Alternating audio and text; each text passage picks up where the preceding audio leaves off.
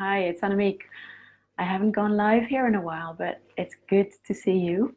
And I just had the most amazing conversation with someone who is thinking of joining Invoke Your Client's Magic, our certified soul-based coach program.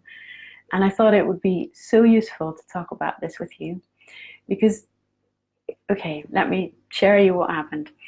There's this beautiful, beautiful lady who's done a lot of work and who is trained in a lot of healing modalities.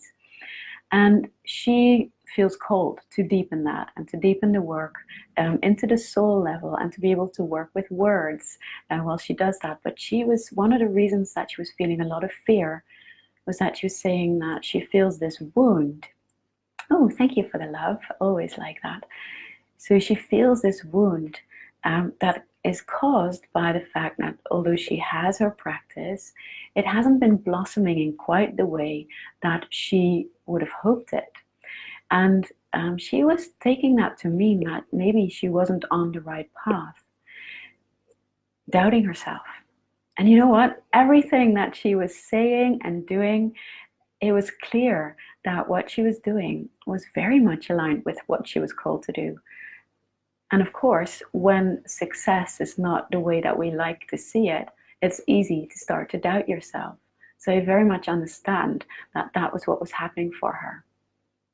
But at the same time, I know that when that happens, it's often not about what path we've taken or the steps that we've taken and that they might not be in alignment, but very often it's something else that is holding us back from really living that in the world. And for a lot of us, especially women, what happens is that the witch wound is triggered. And so if you haven't heard about this, think back about our history. We've had 7 generations of intuitive women being persecuted, slaughtered, murdered, burned at the stakes, all the rest of it. Women that were living their connection with their inner power. Women that were tapping into their medicine to offer into the world. So 7 generations of that has really taught us to lay low, to not show that we can do things, to not take, be seen in our power. And collectively, that is surfacing stronger and stronger and stronger. I've seen it grow over the last 10 years. And it means that through each one of us, that fear, that wound is surfacing, and we are all invited to do our part in healing it.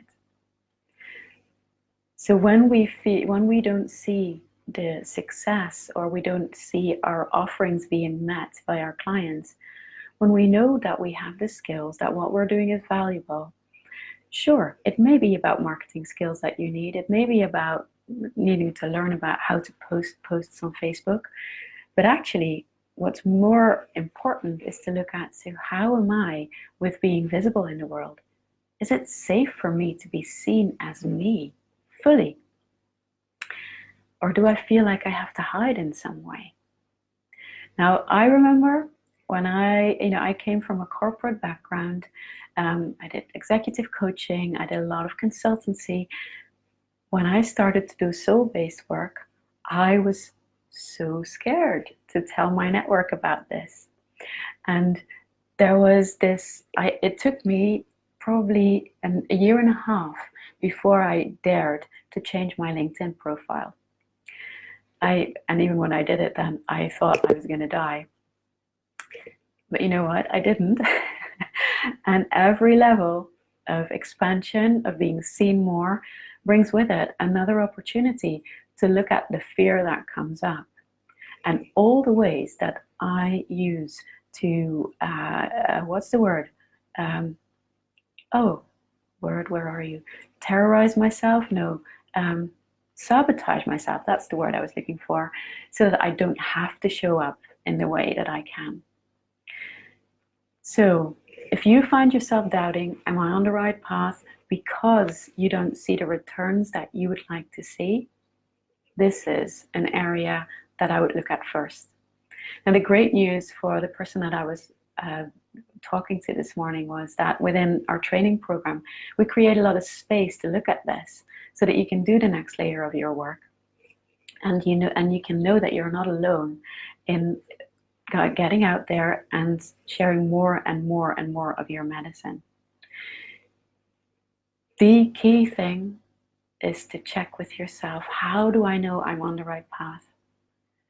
When you feel inspired, when you feel that what you're doing is right for you, when it feels like it lights you up on the inside, when it gives you joy, those are really great indicators. And when it's there and you don't see the returns or the reception that you'd like to see of your work, come here and work on this piece. And do it in community, because you're not alone. Knowing that we're doing this all individually but for the collective really, really helps. We're in this together and we're chipping away at this heritage every breath that we take in connection with our hearts and with each other. So would love to hear your experiences of this, and I would love to hear what you can start to do differently when you know this. All right, enjoy.